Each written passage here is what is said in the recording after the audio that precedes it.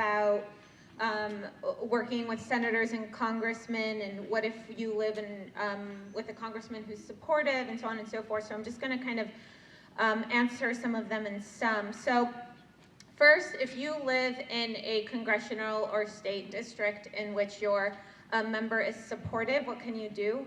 Call them and thank them, tweet at them and thank them. I mean, trust me, as much as we need support right now, they need support as well. So I think continuing to have just that push and that positive message out there is certainly helpful. Another thing that you can do, as I was saying before, you all know people in other districts and who probably feel the same way you do. So encourage them to call their reps and senators.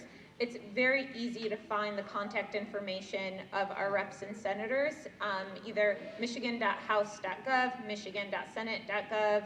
I don't have the congressional ones memorized. However, if you Googled it, Google is our friend, and so you can easily find it. Another question is when to contact our members of Congress or in our state legislature. A lot of the legislation that I mentioned has currently been introduced and is currently standing or was introduced. So I would say don't let anything keep you from calling them. Letting them know how you feel. It is always okay to contact them at any point, regardless of if there's legislation or not, to let them know how you feel. That is what they are there for. We will also, as Emerge, and with our partner organizations, MMCC and APIA and others, try to do our best to track this legislation as it's introduced. I know MERC, the Michigan Immigrant Rights Center, does it as well. And so we'll try and keep everyone informed and do what I did today to just kind of direct people appropriately in how to get involved. We also in the past through Emerge and with our partner organizations again held phone banks in which when the refugee legislation was introduced, we phone banked the hell out of those state representatives, and before we knew it, the legislation wasn't going anywhere. I'm not saying we're responsible, but I'm sure it helped contribute to the narrative, or helped contribute to what did and didn't happen. So do not underestimate the power of a phone call or email. I have another question here about about gerrymandering and kind of what to do around that, and having basically feeling like there's no hope and no way things are going to get changed. I think we definitely shouldn't feel that way. So first of all, what's happening with gerrymandering? There is an effort that started in Michigan to put it on the ballot for 2018 to create a bipartisan committee that redistricts and chooses how the districts are drawn. Currently, the way it is decided, yes, I know, right? Yes. This is actually a huge problem.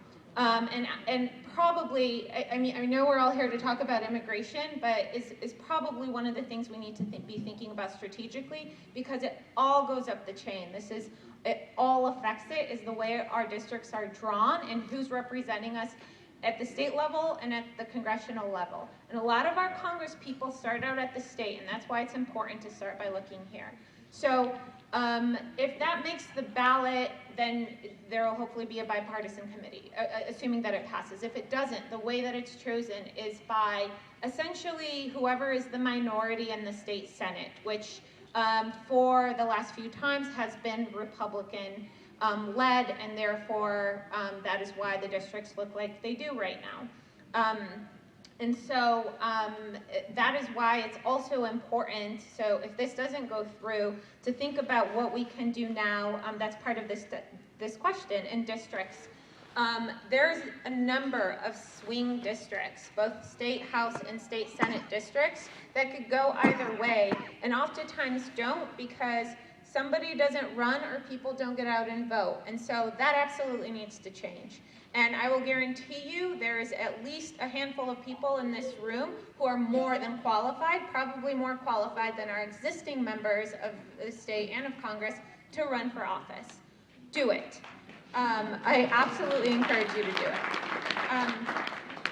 Finally, there's a question here, and I'm going to take a stab at it, but I think someone else on the panel will probably be better. This is going off of what I was just or off topic from what I was just talking about. What do you know of the ban being extended through all Islamic countries? From what I've seen, there's been a lot of different things on this, so I think Abid might have more information. Yeah, this is, look, there was a rumor yesterday or a post going around on Facebook, Twitter, Snapchat, whatever is being used, that the countries are being expanded by the end of the day yesterday. That didn't happen. We don't know how it came about, but it goes back to what I said earlier, separate facts from fiction. If you're not hearing it from an official source or an attorney, then don't do it. We do know that the order allows for additional countries to be added. That may happen, but right now, there is no official source on any country being added. There's no official source on when that could happen.